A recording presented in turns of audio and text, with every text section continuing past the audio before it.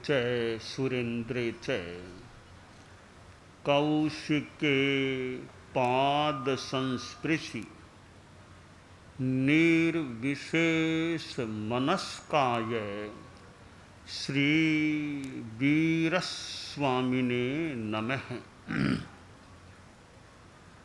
आर्हत वाङ्मय में कहा गया है, जहाँ कागिण ए हे सहस्रम हार ए नरो। आदमी एक चिंतन रखने वाला प्राणी भी होता है, जिसके पास मति श्रुत की शक्ति होती है। सबका चिंतन एक समान न भी हो, कई मेंटली बहुत अविकसित भी हो सकते हैं, फिर भी सामान्यतया मनुष्य में कुछ विचार शक्ति होती है। एक चिंतन का विषय जो शास्त्र से मिलता है कि थोड़े लाभ के लिए ज़्यादा नुकसान को मंजूर नहीं करना चाहिए। अल्पस्य हेतोर बहुहातुमिच्छन् विचार मूढ़ः प्रतिभासी मित्वम्। कि जिस कार्य को करने से लाभ थोड़ा है और नुकसान ज़्यादा है, तो बुद्धिमान आदमी उस कार्य को करना या तो स्वीकार नहीं करेगा, और मजबूरी में स्वीकार करेगा तो चिंतन एक भी नुकसान इसमें आखिर ज़्यादा होने वाला है। एक आदमी तात्कालिक थोड़े लाभ के लिए ऐसा कार्य कर लेता है कि ज़्यादा नुकसान भी हो जाए। शास्त्र में एक दृष्टांत दिया गया है कि एक आदमी था, कोई यात्रा में गया था और वापस आ रहा था, पैदल चल रहा था। तो रास्ते में एक जगह कोई ढाबा भोजनालय मिला, वहाँ खाना खाना था। तो खाना खाया और व्यवस्थापक को भोजन का पैसा दे दिया, शुल्क दे दिया। शुल्क देकर वह रवाना हुआ और अगले गांव चल करके आ गया। अगले गांव आने पर उसने पैसों का हिसाब लगाया तो उसको लगा कि मैंने भोजन किया था वहाँ एक काकिणी, एक पैसे की मात्रा जो भी है वो मैंने ज़्यादा दे दी। तो मैंने ज़्यादा दे दिया पैसा, तो वो मुझे वापस लाना चाहिए। इतना दूर पिछला गांव के वापस लाऊंगा, जाऊं वापस, तो मैंने कमाई करके जो पैसा लाया है इसका भार पीछे साथ क्यों ले जाऊं, कहीं छोड़ दूं, वापस आकर के ले लूँगा।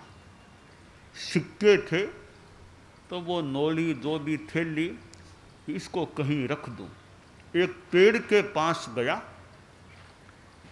एक इधर उधर चारों ओर देखा, कोई देखने वाला नहीं है। एक गड्ढा खोदा, तो गड्ढे में वो जो सिक्कों की थैली थी जो भी, वो उसको डाल दिया और ऊपर मिट्टी लगा दी कि वापस आकर के यहाँ से निकाल के ले जाऊंगा, भार साथ नहीं ले जाना पड़ेगा। मिट्टी लगा दी, थोड़ा चिन्ह कर दिया कि इस जगह मुझे वापस खोदना है। पिछले गांव वह लौटा, जो भोजनालय का व्यवस्थापक था उसके साथ झगड़ा करना शुरू कर दिया कि तुमने पैसा ज़्यादा ले लिया, दोबारा हिसाब कर, तुमने ज़्यादा लिया है। उसने कहा जी हिसाब कर लेंगे, मुझे तो आपने ही दिया और मैंने ले लिया, आपने दिया और मैंने ले लिया, फिर भी दोबारा हिसाब कर लेते हैं कि दाल का पैसा कितना, फुलके का कितना, साग का, सब टोटल करो। कहा ठीक है। करते करते वो बोला साहब आपने एक काकिनी मुझे ज़्यादा दे दी, कि वापिस ला दे मुझे। तो व्यवस्थापक ने वो एक काकिनी उसको वापिस दे दी। अब यह बड़ा खुश था कि देखो मैंने काकिनी वापिस निकलवा ली। अब वो वापिस जिधर जाना था उधर गया, उस पेड़ के पास आया कि खोदूं, वो पहले ही स्थान खुदा हुआ था, पहले ही किसी ने खोद लिया था। वो सिक्कों की नोली थैली कोई लेकर चला गया। हुआ यह है कि उसने जब वह नोली वहाँ रखी थी, गड्ढा खोदा था, तो चारों ओर तो देख लिया था, ऊपर नहीं देखा था। पेड़ के ऊपर एक आदमी बैठा था, इसने ऊपर देखा नहीं। तो उस आदमी ने जान लिया कि इतने पैसों की या थोड़ी नोली थैली यहाँ रखी है, वो जो ही उधर गया आगे बढ़ गया, या नीचे उतरा, वो खोद करके वो थैली नोली निकाल के चंपत हो गया। अब कितनी कमाई की हुई थी वो सारी चली गई, और एक काकिनी के कारण से वो सारी संपत्ति भी गई। इतना दूर जाना पड़ा, आना पड़ा, थोड़ा झगड़ा भी उसने किया। इसका लाभ तो थोड़ा सा हुआ, तो नुकसान कितना ज़्यादा हो गया। तो हमारे जीवन में ऐसे बहुत से प्रसंग आ सकते हैं कि जहाँ लाभ थोड़ा होने की संभावना है और नुकसान ज़्यादा होने की संभावना हो, तो वैसा काम नहीं करना चाहिए। अब हम इस बात को धर्म के संदर्भ में लें। एक आदमी धंधा व्यापार बिजनेस करता है, अब वह थोड़ा झूठ करता है, कुछ ठगी करता है, तो ठीक है, एक बार थोड़ा पैसा उसको ज़्यादा भी मिल जाए। ये जवाहरात के, रत्नों के, हीरों के काम करे, थोड़ा बहुत कुछ कर करा के करे, पैसा ज़्यादा मान लो आ जाए, तो मान लो पैसा आ भी गया। अब यहाँ ठगी करने से, झूठ बोलने से, नकली कुछ कर करा के करने से पैसा ज़्यादा आ भी गया। अब यहाँ देखिए, पहली बात तो यह है कि ठगी झूठ का उपयोग किया तो आत्मा का तो नुकसान मान लो हो गया, पाप कर्म का बंध तो हो गया, मान के चले। ठगी की, बेईमानी की, झूठ बोला, यह तो हो ही गया। सबसे बड़ा नुकसान तो यह हुआ कि आत्मा कर्म से भारी हुई है।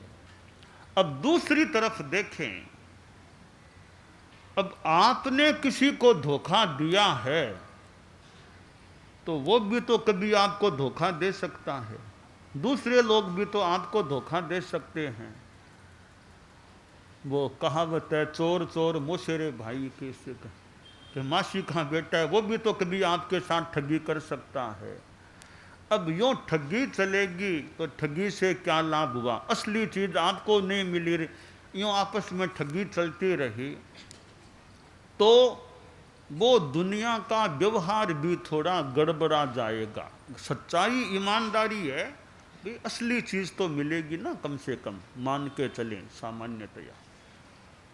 इधर देखें कि आपने ठगी की, बेईमानी की, उसको पता चल गया कि ठगी की है, तो वो सोचेगा रे आगे से इनके साथ कोई माल का आपने लेना नहीं है, इनका भरोसा नहीं है, बेईमान आदमी है, बेईमानी की है, तो आइंदा कभी इनकी दुकान में नहीं जाना अपने।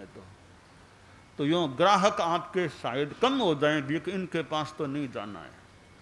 तो ईमानदारी से काम होता है तो ग्राहक सोचेगा भी यहाँ विश्वस्त है, कोई धोखा नहीं होगा, पैसा कम ज़्यादा जो भी लेंगे धोखा नहीं होगा, काम एकदम, चीज़ एकदम सही मिलेगी यहाँ पर।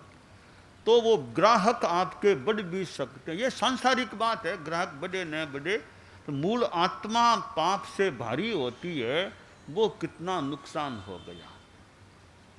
ठीक है, जिंदगी में पैसा ज़्यादा न भी मिले, रोटी आदमी को मिल जाती है, रहने को आश्रम मिल गया, कपड़े लते मिल जाते हैं, जीवन चल सकता है। बहुत बढ़िया बंगला नहीं भी बना तो न बना, कोई बात नहीं। बहुत बढ़िया कीमती कपड़े न खरीदे जा सके तो कोई बात नहीं, खरीदे। ईमानदारी तो सुरक्षित रह गई, आत्मा तो अच्छी रह गई। तो आगे तो साथ में वो ईमानदारी बेईमानी वो सारे धर्म की चीज है, उसका प्रभाव आगे जाने वाला है। तो यह पैसा तो साथ में किसी के जाता नहीं है। गुरुदेव तुलसी का जो गीत है राजस्थानी में है, पर बात यह इस प्रकार की पैसे की उसमें दी गई है।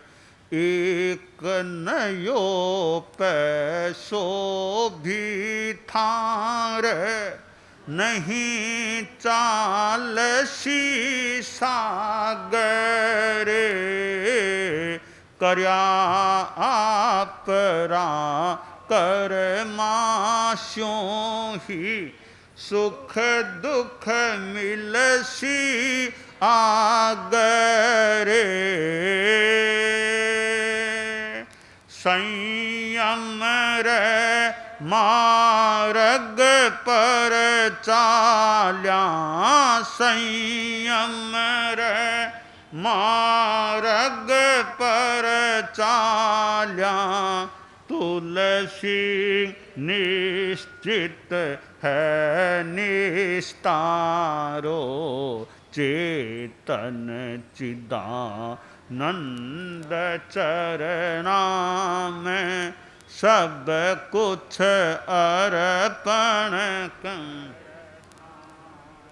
सफल बना तू सत्संगत में मूंगा मोलो मिनख जमारो चेतन चिदानंद चरणा में।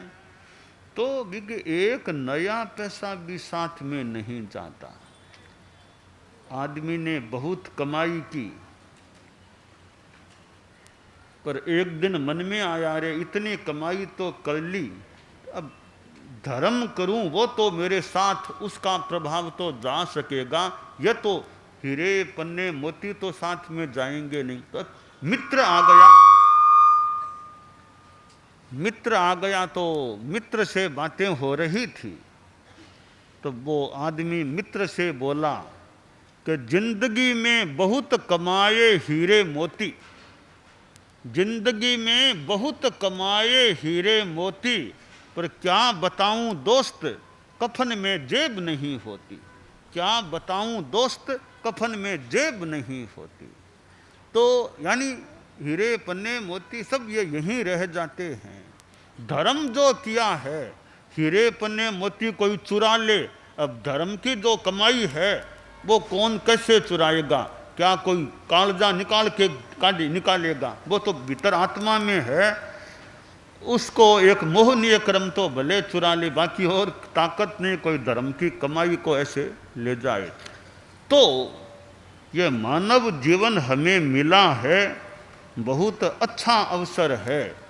इसमें आत्मा की पूंजी, धर्म की पूंजी जो कमानी हो, कमाने का प्रयास करना चाहिए। ये मुंबई जैसा बड़ा नगर, इतने यहाँ साधन, इतने भौतिक चीज़ें, बहुत बड़ा शहर है। ठीक है, इस शहर में कितने लोग रहते हैं, अपना अपना काम धंधा बिजनेस जॉब वो भी करने वाले अपने ढंग से करते होंगे, पर यह सोचना चाहिए ये सब आवश्यकताएं हैं जिंदगी की। जॉब होना, जॉब करना, बिजनेस करना, उद्योग करना, धंधा करना, ये जीवन की आवश्यकताएं हैं। इनको करना होता है, किए जाते हैं। पर ये कोई मूल चीज नहीं है, मूल जीवन का मूल साध्य यह नहीं है। ये जीवन चलाने के साधन हैं, कोई कुछ काम करते हैं, कोई कुछ, ये जीवन चलाने के साधन हैं। मूल साध्य हमारा और कुछ होना चाहिए। वो साध्य धर्म के संदर्भ में कि आत्मा का कल्याण कैसे हो, कि मानव जीवन में जो साधना की जा सकती है उतनी उत्कृष्ट साधना अन्य योनि में नहीं होती। तो आदमी ये सोचे और कमाई करते भी हैं तो समाई करते हैं या नहीं। आपके बेटे पोते भी कि कमाई करते हो, कभी समाई करते हो या नहीं। महीने में 1-2 समाई, वो कमाई होती है या नहीं। तो वो कमाई नहीं होगी तो कोरी पैसों की कमाई है, तो वो साथ ठीक है, पैसों की कमाई भी संसार में चलती है, तो साथ में वो समाई, सामायिक वाली चीज़, धर्म वाली चीज़ है, वो भी जीवन में होनी चाहिए। थोड़ा जीवन शैली पर ध्यान दे ले। 50 वर्ष आ गए हैं, मान लो 50 पार हो गए हैं, जैन धर्म से, सामायिक के धर्म से हैं, तो रोज एक सामायिक का प्रयास, एवरेज में रोज एक सामायिक का प्रयास होना बढ़िया है। 50 वर्ष आ गए, यानी आधी शताब्दी जीवन की पूरी हो गई है, अब शताब्दी का उत्तरार्ध है। तो 50 वर्ष आने के बाद में तो जो सामायिक को मानने वाले लोग हैं कि रोज एक सामायिक एवरेज में, कभी नहीं तो आगे पूर्ति कर दें। और सामायिक भी शनिवार को तो हमारे तेरा पंथ में वो शाम की बात है, बाकी रोज एक सामायिक, सवेरे सवेरे एक सामायिक हो जाए, दी बेस्ट, बहुत उत्तम चीज़ लगती है। सुबह सुबह की शाम 4, 5, 6 बजे उठे, शारीरिक काम थोड़ा बहुत करना सो निपट गया। अभी सामायिक दिनचर्या के प्रथम चरण में एक सामायिक हो जाए, मानो अमृत है। सुबह की सामायिक तो मानो अमृत है, बहुत बढ़िया। अपनी सुबह सुबह सामायिक हो गई, बाद में और काम धंधे मान लो करने होते हैं, बाजार जाना, दुकान जाना, ऑफिस जाना, सब बांध के काम है। एक सामायिक सुबह सुबह हो जाए कि आज तो फ्लाइट है, 7 बजे की फ्लाइट है, तो हो सके तो 2-3 बजे सामायिक कर लो, अपनी जल्दी कर लो, वो काम निपट जाए, संभव हो सके तो। बाकी कदाचित न भी हो तो आगे कभी पूर्ति कर दें कि समाई की कमाई रोज हो जाए, रोज के खाते में एक सामायिक हो जाए। तो 50 वर्ष आ जाने के बाद में तो ये एक तरह से जीवन का उत्तरार्ध है, शताब्दी का उत्तरार्ध है। इसमें एक सामायिक रोज हो जाए, अपनी बढ़िया सामायिक माला जप स्वाध्याय जो भी करना हो वो हो जाए। तो यह थोड़े लाभ के लिए ज़्यादा नुकसान नहीं उठाना चाहिए। अब कभी बहुत व्यस्त हूँ, टाइम नहीं मिलता, भी ठीक है, 50 आ गए हैं, अब तो टाइम निकालो। 50 आ गए हैं, अब टाइम निकालो थोड़ा।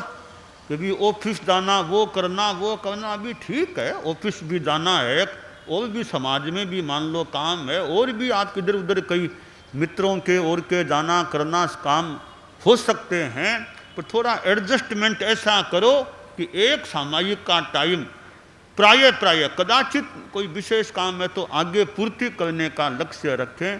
तो यह कमाई गृहस्थ के जीवन में, यानी धार्मिक साधना में कुछ समय, कोई सामायिक आदि को मान लो नहीं मानते, अन्य लोग हैं जो सामायिक को नहीं समझते, तो किसी रूप में धर्म की साधना में, वास्तव में जो निर्वध्य साधना है, आध्यात्मिक साधना है, उसमें घंटा 50 मिनट जो भी एक अपना समय निश्चित अवधि है, वो यथासंभवतया लगाने का प्रयास करना चाहिए। अब आप रात को सोते हैं, अब सोते सोते वही फोन वो फोन, सो रहे हैं वो बात फोन, तो ठीक है, अभी रात को सोने से थोड़ी देर पहले जाप कोई कर लें, धर्म की चीज़ दिमाग में लाएं, वरना वही फोन बिजनेस का उनका, ठीक है, आप गृहस्थ हैं, तो सोने से पहले थोड़ा नवकार या जो भी कुछ धार्मिक हो जाए, थोड़ा सा उठे। अब उठे फिर वो फोन तैयार है, तभी उठे हो तो पहले वो नौकार मंत्र करो कि स्वामी जी अपने जो भी अपने धार्मिक का नाम लो उसमें मन लगाओ। तो ये मोबाइल फ़ोन है वो बहुत आपके उपयोगी हो सकते हैं, पर इनका लिमिटेशन और विवेक। कभी रात को 12 बज गए, अब तो आराम थोड़ा, उनको छोड़ो, करो तो भगवान का नाम लो। अब 12 बज गए, 1 बजे वही फ़ोन, वही लैपटॉप, वह कंप्यूटर, उसी में भी अब शांति रखो। इतने बज गए हैं।